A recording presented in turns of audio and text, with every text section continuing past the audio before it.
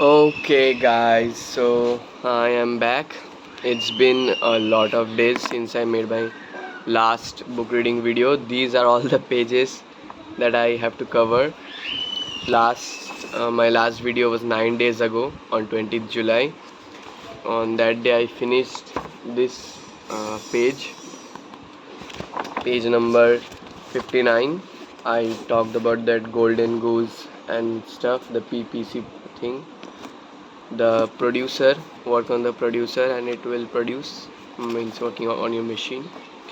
And today I am supposed to start reading from page 162.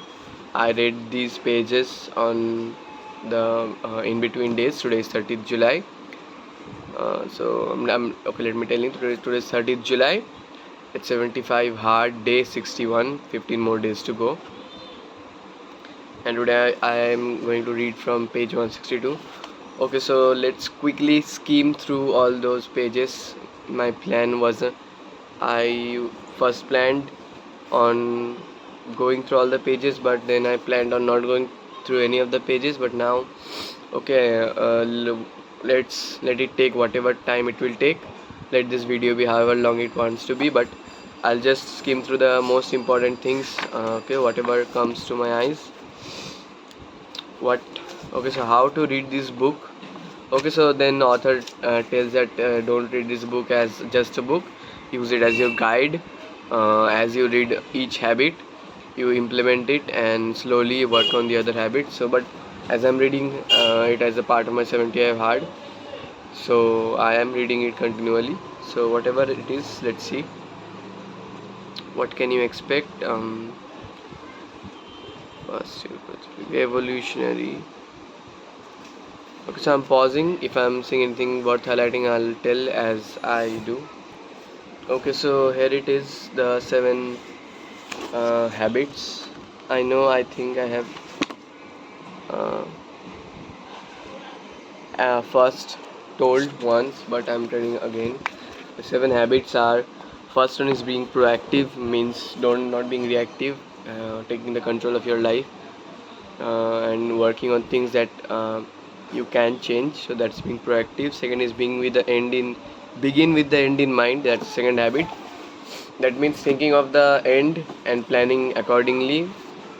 So means first seeing the full picture, having the full picture in mind while progressing. That's what the second habit is.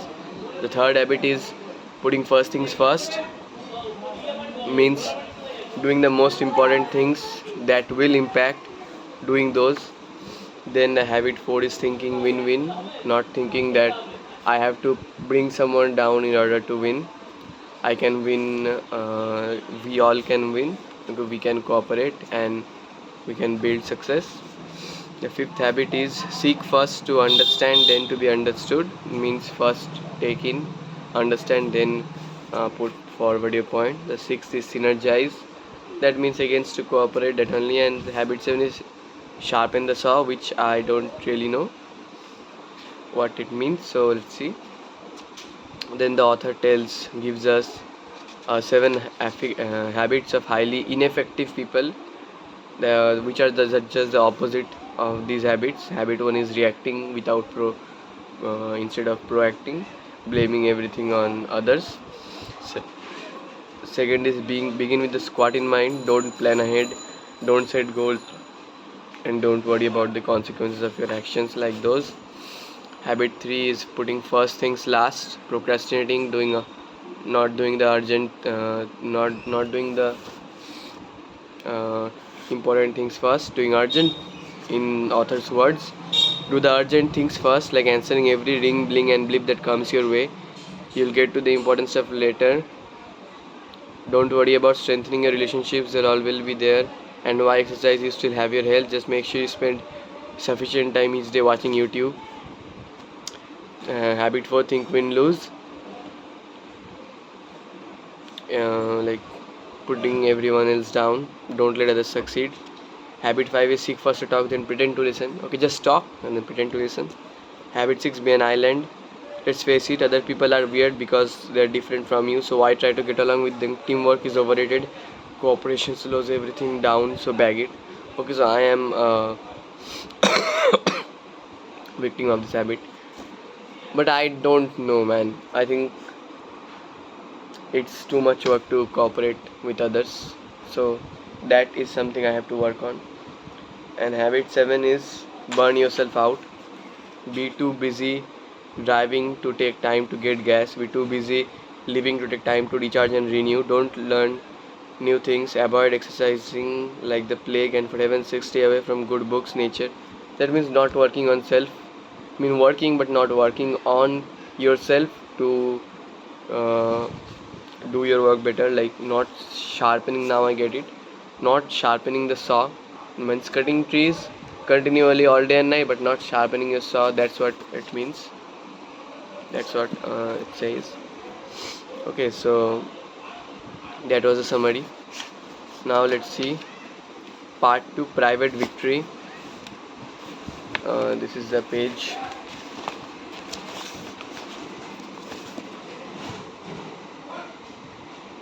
Okay, so let's see if there's anything interesting. If there's there, I'll tell. Okay, so here's a good quote from Henry David Thoreau.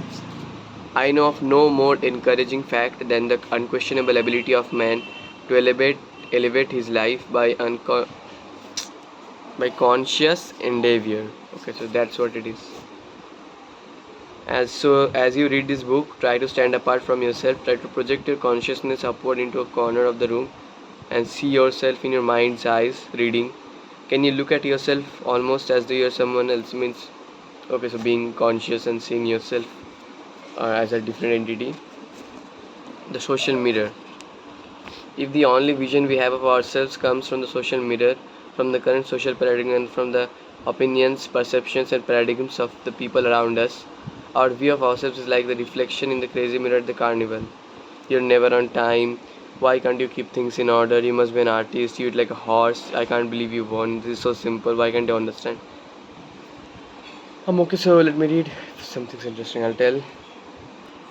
Okay, so on page 78, the author defines proactivity. Uh, it means more than merely taking initiative. It means that as human beings, we are responsible for our own lives. Our behavior is a function of our decisions, not our conditions. We can subordinate feelings to values. We have the initiative and the responsibility to make things happen. That's what author says. Look at so this is a thing that author mentions multiple times in the book. The word responsibility means the ability to take a response. That means we have the power to choose what response to a certain circumstance what response we give. Okay, so that's what determines our, I guess, everything, mood and everything, etc., our behavior. Okay, so the proactive model. Okay, so author tells one thing. This is very common, but as author is telling that if we do not give we do not give power to the words of others, then those words have no power. Okay, so others cannot insult us, cannot undermine us if we don't give power to those words, if we don't uh, give like our mental energy to their thoughts. Then we don't have to worry about them because they're nothing, they're just wasting their time, they're speaking with their mouth, words are coming out of their mouth. We don't have to put those words into our through our ears into our mind. So that's what author is telling. That means that no one can affect us if we unless we are letting them affect us. That's what author is telling. Okay, so the author again tells that we have to take the initiative. The author tells that the people who exercise initiative and those who don't, they have a vast difference. He says that not a 25 or 50% difference, it's like a 5,000% difference. So that means that, okay, so if we want to better ourselves, it is not something that just happens. We have to take the initiative ourselves. We have to hold ourselves accountable. Like for an example, I don't want to mention the name of my friend, but I have a very dear friend who's a very dear friend of mine, but he I can't, I don't, I'm not able to say, express my feelings in words, but he has to be held accountable. He holds himself accountable for but for like 2 days, and then he stops. I don't know what. As I said, I can't express the feeling I feel towards him in words. So that's what it is. I guess what I'm trying to say is that we have to take initiative. We have to hold ourselves accountable. We have to put the effort. We have to put the conscious effort if we want to better ourselves. If you want to do anything, if you want to progress in life, really, it's not something that happens. We can't just go with the flow. We have to break the flow and we have to go through it. So that's what we have to do. That's what author is telling, that we have to we have to take the initiative. Okay, so on page 84, author is talking about some kind of seminar, 3 day seminar that author took. On first day, the discussion question was, what's happening to us? What's the stimulus? Many things were happening. The environmental pressures were powerful, blah blah blah. On the second day, they addressed the question, what's going to happen in the future? What's going to happen? And on third day, they decided to focus on the proactive question, what is our response, what are we going to do, and how can we exercise initiative in the situation. So that was the seminar's question. Okay, so author again mentions them in 3 parts. Part 1, what's happening to us is not good and the trend suggests that it will get worse before it gets better. Part 2, but what we are causing to happen is very good for we are better managing and reducing our cost and increasing our market share. That means that although the circumstances are getting worse, we are improving. Okay, so that's what author is saying. And part 3, therefore business is better than ever. Okay, so one way of looking it at like that was that everything is getting worse, therefore it's a bad time. Okay, everything is getting worse, the business is getting worse. But another way of looking on this, what author told is that everything is getting worse, but we are still improving ourselves so that when the opportunity comes, we can grab it, and hence the business is better than ever. That's what the thing is. That's what author says. Author says, listening to our language, because our attitudes and behaviors flow out of our paradigms if we use our self-awareness to examine them. Okay, the language of reactive people absolves them of the responsibility. That's me, that's just the way I am. I am determined. There's nothing I can do about it. I am determined, there's nothing I can do about it. That's what reactive people think. He makes me so mad. I am not responsible. My emotional life is governed by something outside my control. I am not responsible. I can do that. I just don't have the time. Something outside me, limited time, is controlling me. It's only my wife. If only my wife were more patient. Someone else's behavior is limiting my effectiveness. What can I do? What can I do? I can do nothing. It's up to them. Okay. That's the language of reactive people. The proactive language. Okay, so here is a side by side comparison. Reactive language, there's nothing I can do. Proactive language, okay, so I'm just telling the sentence from one's reactive and one's proactive. There's nothing I can do. Let's look at our alternatives. That's just the way I am. I can choose a different approach. He makes me so mad. I control my own feelings. They won't allow that. I can create an effective presentation. I have to do that. I will choose an appropriate response. I can't. I choose. I must. I prefer. If only. I will. So that's the language difference. Okay. So there can be scenarios in which I can apply each of those pairs and see the result. But I get the point. I hope you get the point too. Okay, so let's pause again. Okay, so whatever it is, this was from, I read till page 86. There's a lot left, and I'll I'll skim through the rest part on a later video. Okay, so today I'm just reading the part from yesterday because that part is still fresh in my mind, and then I'll start reading today's part from page 162. Okay, so what I read yesterday was that about mission statements. Okay, so about writing mission statements, identifying roles and goals. Like having a mission statement is really good. Okay, so this I guess this is from habit to begin with the end in mind. The author told about very reputable hotel chain hotels, the hotels which had their own mission statements. The mission statement can be contributed which was contributed by everyone working there, and hence all of them people felt involved, and hence they worked sincerely from within themselves, and not just because they were working to get a paycheck. No, they were working sincerely because they felt involved, and they felt the working they felt that they were working on something on themselves, of them. They were working on something that they were a part of. So what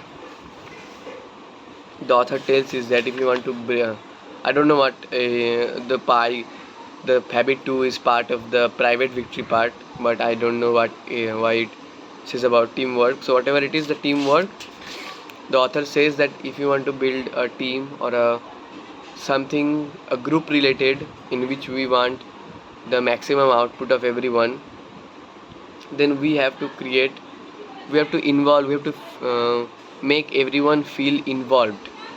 Otherwise, why would they give their 100% on working someone else's project, right? We have to make them feel that they are a part of it too. They are actually, but we have to make them feel it. Okay, so one quote. Okay, so I remembered one quote from the author to his son. Let's see if I can find it.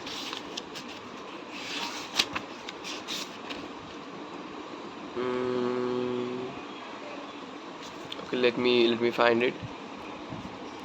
Okay, here it is. The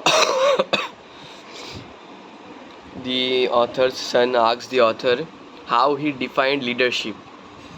The author thought for a second and replied, leadership is communicating to another their worth and potential so clearly that they are inspired to see it themselves. See it in themselves. Okay, so that's what a great leader does.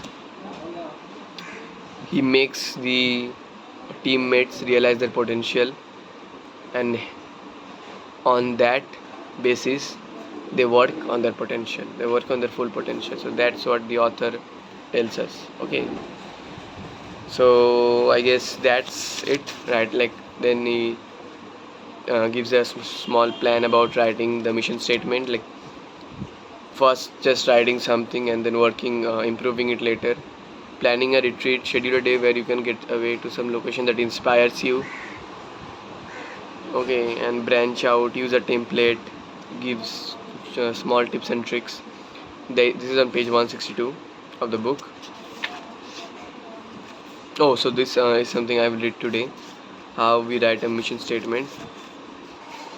uh, there was a small exercise about a funeral which I skipped, but I will later on the later videos I will tell. Okay, so it's already like 19 minutes and I have not started today's part, so let me do that very quickly. So today on 30th July, on today's 10 pages, I am going to start reading from page 162, and if I find anything worth highlighting, then okay, so let me look at the camera. Can I see through your soul? Can I see to your soul? Okay, so if I find something worth highlighting, I would mention it on the video. Is there something on my... oh shit, there's something on my eye. I have to see it. Okay, so I'm start reading and I just washed my eyes. It was just a piece of dirt. So let's start. Okay, so on the first page only, the thing I was telling about, I don't think you can read it. On page 162, the author tells something about scheduling a day, about when we could write our mission statement. So I'm thinking on today, afternoon time period, I would like write about the mission statement. I'll start writing. Okay, so let's see. Let's read the rest. So just before I was just ultying the pages. I started turning the pages, and then I saw something that is very nice. I agree a lot with it. What it told is that it's easier to stick to your principles 100% of the time than 90% of the time. Okay, so like if you have a principle of you that you don't work on Sundays and Saturdays and Sundays.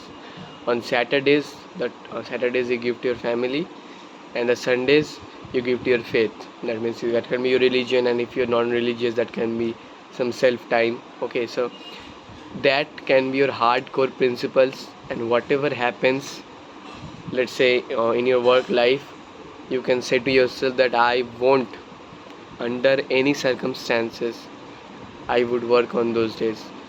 Okay, so if I need to, I will work overtime on my on my weekdays. If I have to work 2 hours extra, I would, but on those days I would not work a single minute. That's what commitment you make to yourself and you stick to it.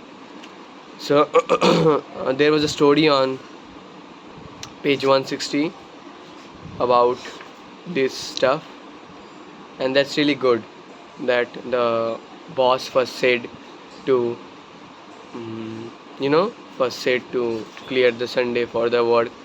The employee said, no, I don't work on Sundays. The boss then said, on Saturday. The employee again said, no, I don't work on Saturdays. The boss was frustrated, but then said, okay, we'll make it on Friday. Okay, so things can be adjusted. Yeah, if they can be adjusted, let's say that stuff cannot be adjusted, that stuff can be delegated to someone else. It does not have to be you. Just stick to your principles. Whatever happens, stick to your principles. Let's say okay, so that is the most important day of your life. You have to work on that day. Let's say you're someone very close to you died on that day. Then how could you work on that day? You couldn't, right? So there is a way. So what will happen if you couldn't work on that day? The office will shut down. No, so the office will find a way or others. Okay, so that's what you have to do. Stick to your principles. The larger body would manage. Okay, way around that. Don't uh, you know what? Don't deviate away from your principles, whatever your principles you have yourself. Now don't use that as excuse. Okay, so if let's say you don't work on Saturdays and Sundays, you could, when you join the office, you can say to your boss, since you have the contract for only Monday to Friday, under no circumstances you are going to work on Saturday and Sunday. You can tell your boss that under no circumstances, whatever happens, you are not going to work. So you can say to your boss, and the boss will keep that in mind, and whatever happens, then you can later on time, then you can enforce it strongly, and it would not come across as an excuse. Okay, so that's what it is. Okay, so I'm reading again. Okay, so I think after reading books, self-help books for more than 70 days, I would say more than it's now, I guess, 3 months, right? Yeah, so it's more than 3 months. I would say that the point is not that you will retain 100% of the knowledge of the book, which is very obvious, is very obvious to many people, but not to me. I thought that we could absorb a book 100%, but when we read the book, let's say today I'm reading the 10 pages, I should not read it in a hurry. I should read it quickly, but not in a hurry. And the thought process that is invoking in me, I should consciously feel that and try to take in as much as I can, right? And I think that these video forms are not as efficient as it could be, but I'm trying, just right. I'm progressing, I'm making progress. So unless until not unless until I find the perfect way to store this thought process and review it, I am going to use the video as a form. And although I'm losing a lot of information, a lot of my thought process, like 95% of my thought process, but I'm retaining the 5% of it, and that 5% is what it counts, right? So that's that.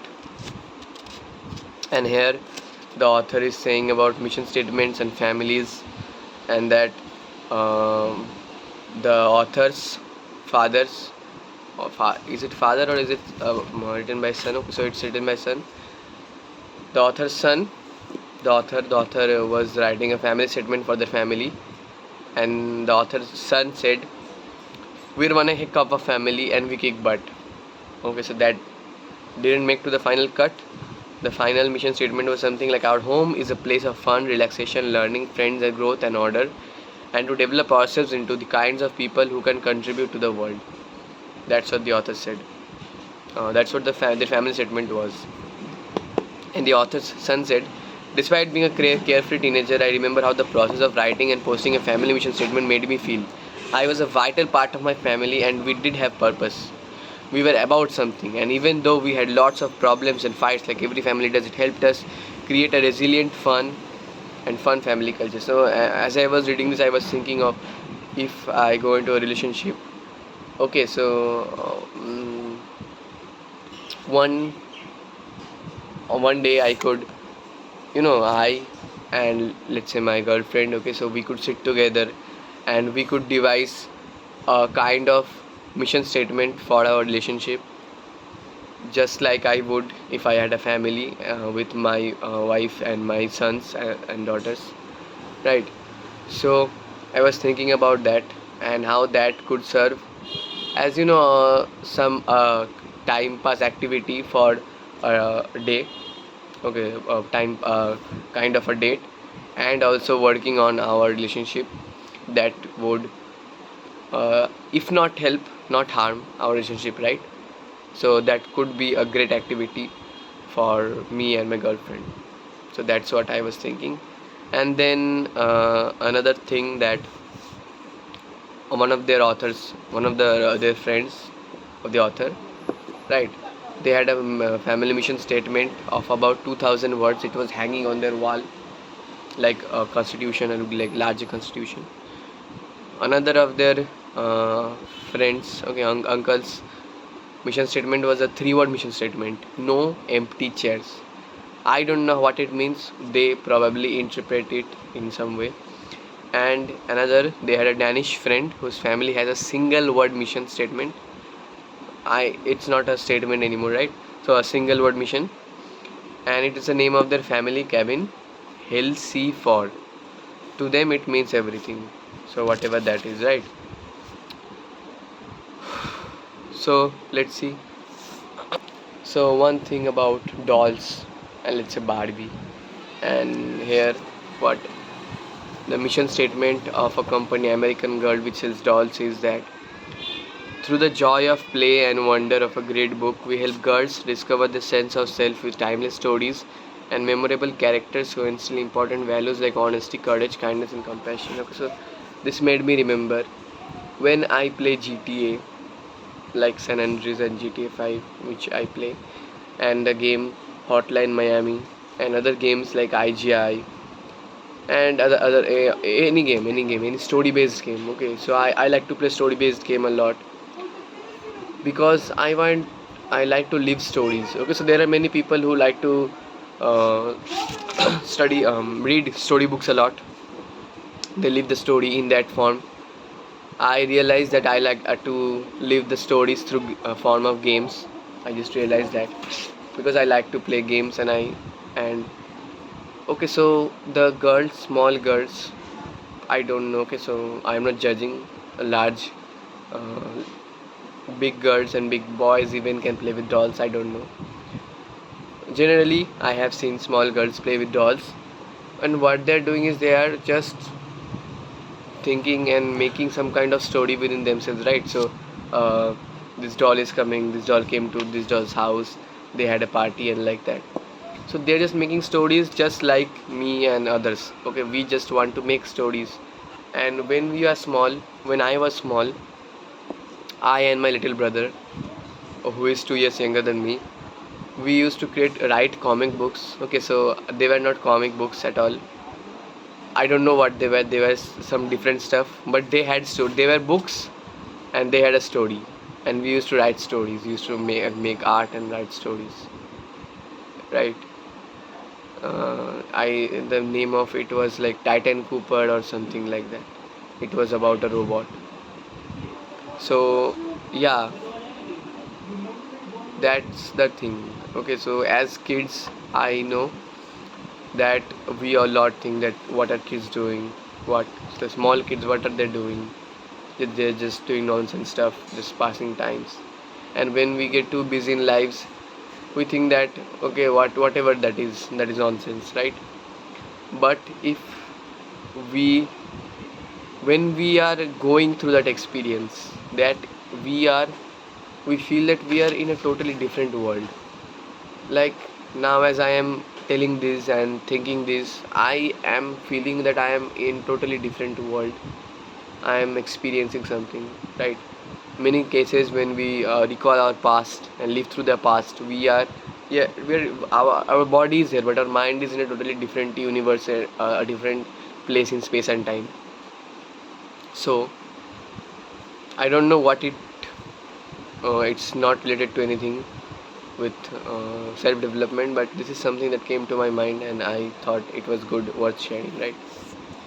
This video is 32 minutes. I don't know if it is going to get uploaded in YouTube or not. Okay, so one thing is that I think that the things of the books are not meant to be, I mean, the full content of the book cannot be, uh, what mentioned in these in these videos, short form or long form, whatever it is.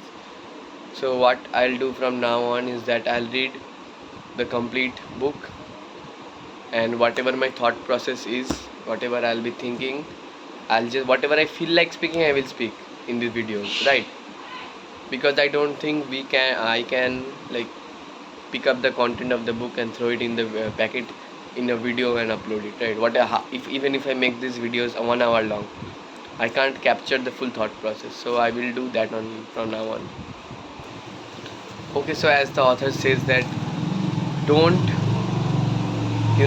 complete the chapter without coming up with a mission statement. So I am coming up with my mission statement, which will be 3 quotes, my bios from my social media accounts, from my YouTube banner, which is, if I am crazy enough to say it, motherfucker, I'm crazy enough to do it, right? So that's my bio from my YouTube. My bio from my Instagram, I don't properly remember. It's something about discipline. And the bio from my Instagram, my non-fitness Instagram account, is that contrary to popular belief, right? Or contrary to convention. So what is the convention? I am contrary to it. I am not average, above average. I am different from average, right? So that is my basic mission statement. I'm going to write this in the comment or the description, whatever, and I will like improve it later whenever I get time. And yeah, if possible, most likely today afternoon, I'll get on with it and I'll create a personalized mission statement, right? So yeah, it was page I just read 162, 3, 4, 5, 6, 5 pages till now. I have to read 5 more pages. Let's see. Okay, so here's a question that's also in my Eat That Frog book, which was asked that what one thing could you do, something you are not doing right now, that if you did on a regular basis would make a tremendous positive difference in your life, personal life. Okay, so that's a question that's came 2 times in these 2 books, and I should come up with the answer. Okay, so I have came up with the answer, that is like getting cracking G, so JEE, and getting into IIT. That would for me now, that would tremendously change my life, have a positive influence on my life. So that's it, and let's see. I'll think later on this part if I remember. Okay, so this is page 168 of this book. Okay, so another of the thing that I am going to do is I'm going to make a plan and set some goals for my guitar, so that I can make progress. I'm going to make slow daily progress so that I can make progress, right? I don't get stuck in a thing. I can look back like 3 months and say that yes, I have progressed. So that's why what I want to do. Okay, so I guess I have decided what I'm going to do after 75 hard. I'm going to change the rules of the 75 hard however I want. I mean, like a lot. I am going to make a lot of changes, and I'm going to name it System 75 hard. Okay, so I'm going to write this in a different short or different community post, I guess. Let's see. So that's what I'm going to do after 75 hard. Okay, so this is something very, very, very, very important. Page 172. Very important about the of fourth generation of time management. This is very important. Okay, so I have to read this and I have to think this with a fresh mindset, right? So I'm going to mark this. This is very important. Fourth generation of time management. One other thing I will do from next day is that I will read. I will sit with my diary, and I will also write down things. I will have it in front of me so I can write whatever I want, and I will that will not be fair. That will be rough, so I can write whatever I want. Okay, so that's it. So that's it for today. Okay, so last was matters which are urgent but not important, right? So that's something the author tells us about, like a phone call or something. So there are a lot of things which feel urgent to us but are not at all important. So if we can identify those and eliminate those, then that would be a lot of that would be a lot better, right? So that's it.